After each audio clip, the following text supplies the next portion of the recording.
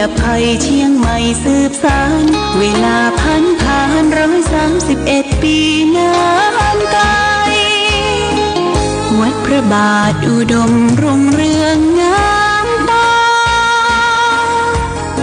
เจ้านายบุญธาวงศาข้าหลวงพวงเชียงใหม่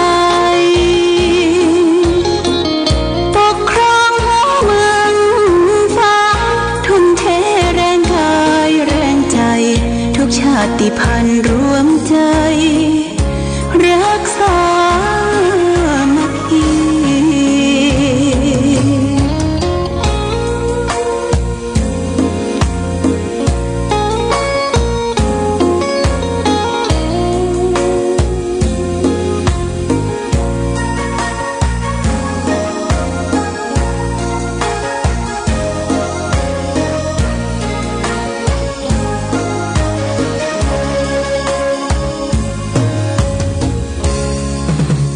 เป็นวัดร้างโบราณ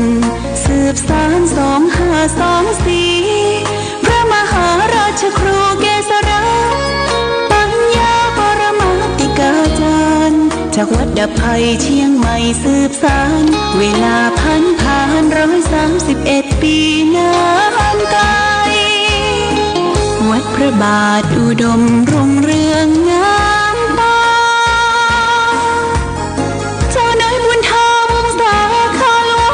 เชียงใหม่ปกครองหัวเมืองฟ้าทุ่มเทแรงกายแรงใจทุกชาติพันธุ์รวมใจรักษามัคคี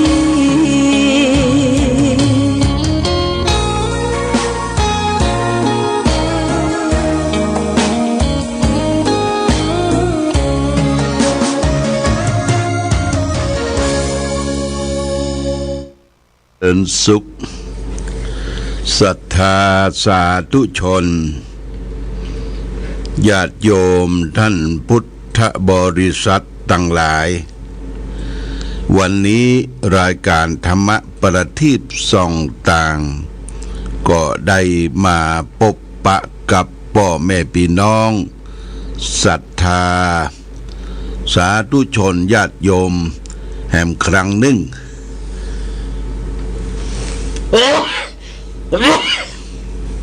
ขอโทษวันนี้เป็นวันพฤหัสบดีที่17เดือนเมษายนพุทธศักราช2568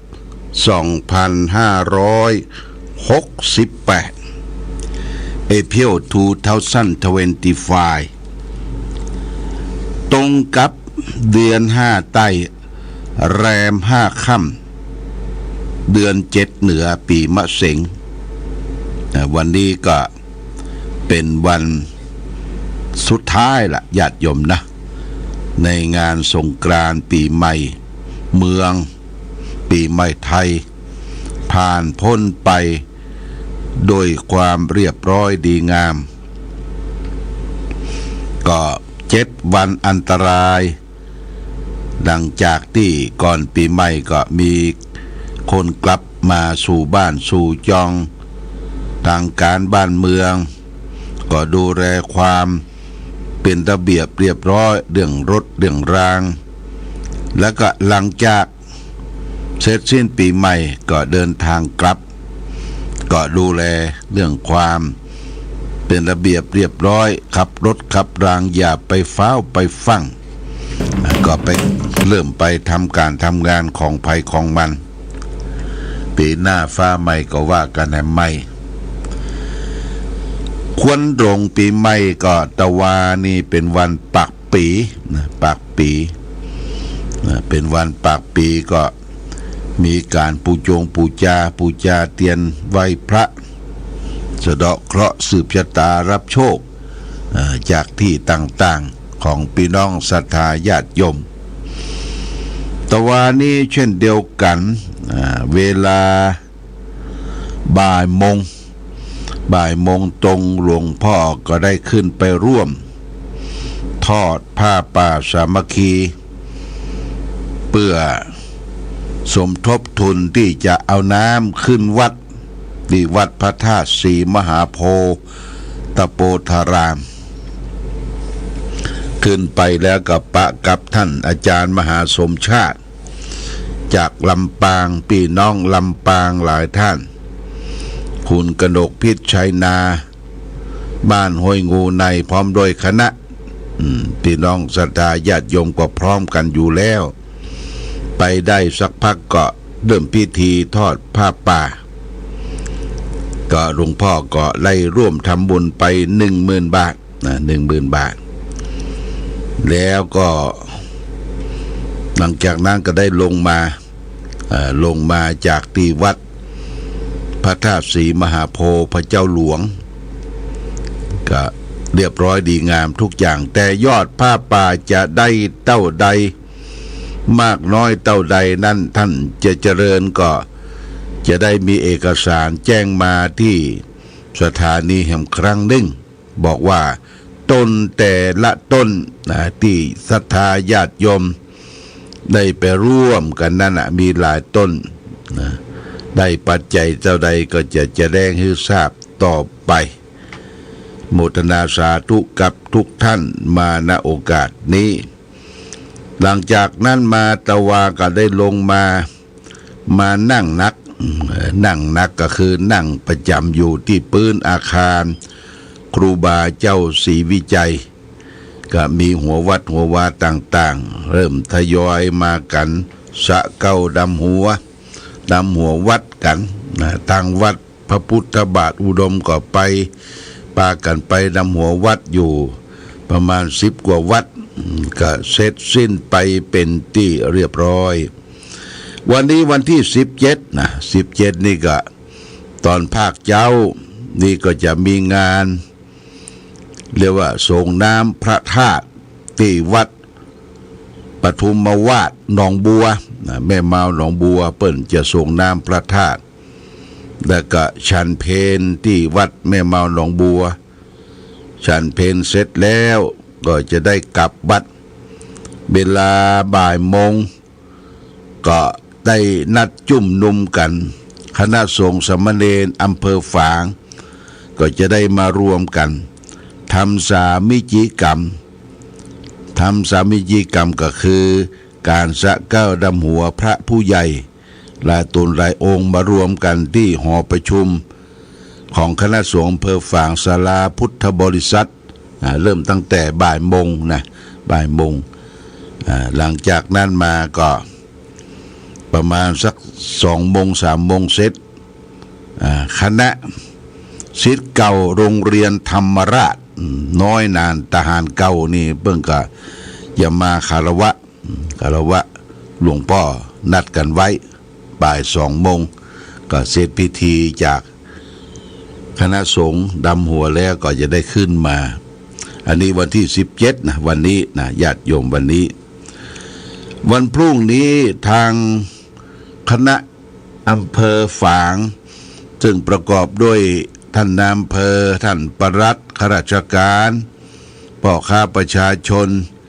ได้นิมนต์ตัวเจ้าประสงค์จำนวน18 รูปได้มาเจริญพุทธมนต์สะเก้าดำหัว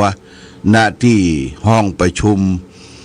ที่ว่าการอำเภอฝางเนี่ยญาติโยมพรุ่งนี้ก็ไปมีโอกาสก็ไปร่วมมังคละมงคลพระสงฆ์จะได้เจริญพุทธมนต์สืบโหราจตาแล้วก็ทำมังคละมงคลที่ว่าการอำเภอฝางในกันนี้ก็ท่านอำเภอก็จะถือโอกาสได้สักการะดำหัวสะเก้าดำหัววัดต่างๆแต่เปิ้นบ่ได้เลี้ยงเพลจะถวายเข้าปิ่นโตกับไปฉันวัดไผ่วัดมันวันที่18วันพรุ่งนี้อันนี้ก็แจ้งญาติโยมท่านสาธุชนวันที่19นี่คณะผู้ปฏิบัติธรรมประจำวันเสาร์แม่จงดีเชื่อกันทาศรัทธาญาติโยมก็นัดขึ้นกันไปที่วัดพระพุทธบาทอุดมสำนักปฏิบัติธรรมไหว้พระวันเสาร์แล้วก็สะเก้าดำหัวหลวงพ่อแล้วก็สะเก้าดำหัวผู้เฒ่าผู้แก่ ผู้สูงอายุสูงวัยเนี่ยวันที่19ที่วัดพระพุทธบาทอุดมอันนี้ก็แจ้งญาติโยมพิธีก็จะเสร็จก่อนเที่ยงนะสักการะดำหัวเสร็จแล้วหลวงพ่อก็จะได้ไปเชียงใหม่เปิ้นนัดกันดำหัวพระผู้ใหญ่ที่วัดพระสิงห์นี่เวลา 13 นาฬิกาบ่ายโมงคือจะวิ่งไปสัก2 ชั่วโมงเก่งอันนี้ก็แจ้งญาติโยมท่านสาธุชนทั้งหลาย19ก็มารวมกันเด้อมารวมกันมาทำสามัคคีกรรมเคารพแสดงความเคารพนอบน้อมมีน้ำขมิ้นส้มปล่อยมาสักการะบูชาแล้วก็ผู้สูงวัยสูงอายุที่ได้มาร่วมปฏิบัติธรรมด้วยกันประจำทุกวันเสาร์นะเราก็มารวมกันในวันเสาร์ที่19นะแจ้งญาติโยมท่านสาธุชนทั้งหลายได้รับทราบวันที่19นี่หลวงพ่อเข้าเชียงใหม่ก็จะไปนอนที่เชียงใหม่1 คืนวันที่20นี่เปิ้นจะสืบชะตาที่วัดป่าแพ่งวัดป่าแพ่งวันที่20สืบชะตาที่วัดป่าแพ่งเสร็จแล้วก็กลับเมืองฝางนอนเมืองฝาง1 คืนวันที่21ที่21จะได้ปิกไปนอนที่เชียงใหม่แห่มคืน1วันที่22จะได้เดินทางไปร่วมในงานทำบุญที่วัดพระธรรมกายจากวัดพระธรรมกายแล้วก็ปิกมานอนเชียงใหม่วันที่23 24 25 26 27จะได้เดินทางไปเวียดนามเหนือญาติโยมยาวนะยาวอันนี้ก็แจ้งว่าคือพี่น้องญาติโยมท่านสาธุชนได้รับรู้รับทราบว่าดูเจ้าไปไหนในช่วงที่หลวงพ่อบอยู่บ่ได้เฝ้าวิทยุก็จะได้เอาเทปต่างๆมาเปิดให้ญาติโยมท่านสาธุชนได้ยินได้ฟังเพื่อเป็นข้อคิดสะกิดเตือนใจฟังอันเก่าอันใหม่ก็ได้คะแนนแต่เราได้เปิดรับฟังกันนะอย่างทั่วถึงวันนี้ได้มาพบวันปากเดือนญาติโยมปากเดือนละเขาก็สะเก้าดำหัวไปวัดไปว่าทำบุญสุนทานกันเป็นที่เสร็จสัตว์เรียบร้อยนะเสร็จสัตว์เรียบร้อยวันนี้เปิ้นจะรับประทานอาหารสิ่งที่เป็นมงคลเนี่ยเช่นว่าแกงผักกุ่มแกงผักกุ่มแล้วก็นอกจากนั้นก็จะมีแกงบะหนุนแกงบะหนุนเพื่อมันหนุนนุ่นเต้าขึ้นเป็นปากเดือนปากปีตลอดปีจะได้มีอย่างมั่งมุนตุ้นเต้าหนุนและแกงผักกุ่มนี่อย่างกับกุ่มคือมันกุ่มอย่างทุกสิ่งทุกอย่างเป็นสิริมงคลแก่ตนแก่ตัวอันนี้ก็แจ้งญาติโยมท่านสาธุชนทั้งหลายได้รับทราบวันนี้จะเอาสารธรรมทางสุขใจนำมาฝากคือแก่ศรัทธาญาติโยมท่านสาธุชนเป็นข้อคิดสะกิดเตือนใจที่จะได้น้อมนำไปประพฤติปฏิบัติในชีวิตประจำวันของเราวันนี้เอาเรื่องบุพเพสันนิวาสบุพเพสันนิวาสเนี่ยก็มาว่าเรามีโอกาสได้มาพบในโลกนี้ได้ฮู้จักมักคุ้นมักเกยกันบางคนก็เป็นญาติสนิทบางคนก็เป็นญาติใกล้ชิดบางคนก็มีสัมพันธวไมตรีพบปะกันแล้วชื่นอกชื่นใจแล้วบุพเพสันนิวาสเพิ่นบอกว่าชั่วชีวิตของคนเราเนี่ยมีเรื่องแปลกๆที่เกิดขึ้นเสมอบางครั้งก็มีความพิสดารยิ่งกว่าจินตนาการและนิยายบางคนพอพบปะกัน ก็เกลียดกันจังกันนะญาติโยมนะยังบ่ทันได้อู้เนี่ยนะยังบ่ได้อู้ได้จ่าโอ้มันบ่ถูกตาบ่ถูกหูบ่ถูกปากพบกันครั้งเดียวก็เกลียดจังกันไปมันบ่มีเหตุผลนะเมื่อเขาชื่อเขาก็ดีก็บ่อยากจะได้ฟังชื่อเขาเกลียดกันไปพลอยทุงเกลียดทุงจังกันไปตัวยแต่บางคนก็ตรงกันข้ามเพียงแต่ได้ยินชื่อก็ชอบกันชอบกันเสียแล้วคันได้หันหน้าหันตากันเพียงครั้งเดียวอู้จากันถูกอกถูกใจมันเป็นมิตรกันไปได้นะญาติโยมนี่แหละว่าเป็นสิ่งที่บรรณานึกบรรณาฝันว่าคนเฮานี่มีทั้งเกลียดทั้งจังบ่มีเหตุผลนะญาติโยมทั้งเกลียดทั้งจังเนี่ยปะกันครั้งแรกก็จังกันไปปะกันครั้งแรกก็ชอบกันไปเรื่องอย่างเอี้ยเขาว่ามีเบื้องหลังแต่ก่อนเคยเป็นศัตรูกันเคยทำลายล้างผ่านซึ่งกันและกันโดยมีฝ่ายหนึ่งอาจจะเป็นคนชั้นสูงอีกฝ่ายหนึ่งอาจจะเป็นคนต่ำต้อยหรือฝ่ายหนึ่งเป็นคนที่ฝ่ายหนึ่งเป็นคนฝ่ายหนึ่งเป็นสัตว์ก็ประหัตประหารกันตายไปเกิดในภพใดชาติใดยิ่งมาเจอกันในภพนี้ชาตินี้บางคนเคยอยู่ร่วมกันเคยรักใคร่ชอบพอกันหรือเคยแม้อยู่ในจะมีภรรยากันมาแล้วหลายภพหลายชาติความสัมพันธ์อันเกิดขึ้นอย่างแนบแน่นชนิดที่บ่ยอมจะจากกันไปแม้แต่ความตายก็บ่อยากจะจากกันไปจิตใจก็ยังเฝ้าคิดติดกันอยู่พอตายไปเกิดขึ้นชาติในชาติใหม่ก็จึงอยู่ในฐานะที่จะรักกันได้ทันทีคือนี่แหละคือญาติโยมบุพเพสันนิวาสปางก่อนเคยร่วมน้ำในจิตเคยยื่นทรัพย์บ่ปริด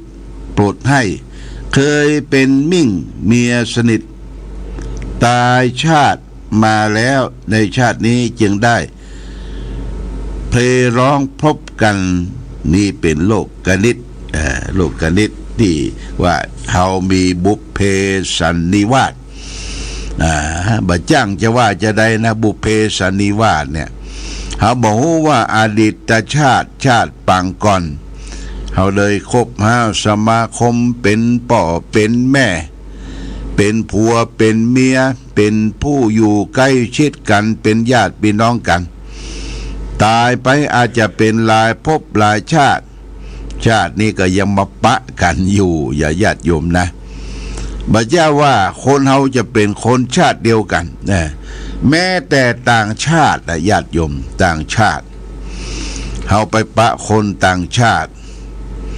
อาตมาเคยไปจำพรรษาที่อเมริกามีฝรั่งคนหนึ่งร่างกายกำยำชื่อว่านายมาคอมก็อู้กันเฮาก็ภาษาอังกฤษบ่ค่อยเก่งแต่ก็มีอุปนิสัยใจคอรักพอกันมาเอี่ยวมาอู้จานกันแกก็จวนไปเอี่ยวสวนแกแปลงสวนอยู่ในปุ้นรอบนอกปุ้นเลี้ยงม้าแล้วก็เจาะน้ำบาดาลไปนอนที่สวนนอนรถเก่านอนรถเก่าตื่นขึ้นมาก็เอาต้มถั่วต้มหยังเลี้ยงเนี่ยอู้กันเป็นคล้ายว่าเป็นญาติที่ทำกันน่ะทั้งที่เป็นคนต่างชาติต่างภาษาตัวแกก็ต่างภาษาก็แค่ใช้ภาษาอังกฤษนะภาษาอังกฤษอู้จากันต่างชาติต่างภาษาต่างศาสนาดั้งเดิมเปิ้นก็ นับถือศาสนาคริสต์แล้วก็มาวัดมาร่วมมหันตุเจ้าประสงค์มีอัธยาศัยไมตรีเนี่ยญาติโยมนะอันนี้เรียกว่าบุพเพสันนิวาสสร้างสรรค์ที่ได้ปะมาพบ บางคนนี่ปะพบโอ้บ่ถูกหูถูกตาสลิดปิดปังบ่จ้างว่านะญาติโยมบ่ใช่ชาตินี้นะมันมาแต่ชาติก่อนละมาชาติก่อนละบางคนมาปะกันครั้งเดียวหนเดียวก็หลงทรงกันปอ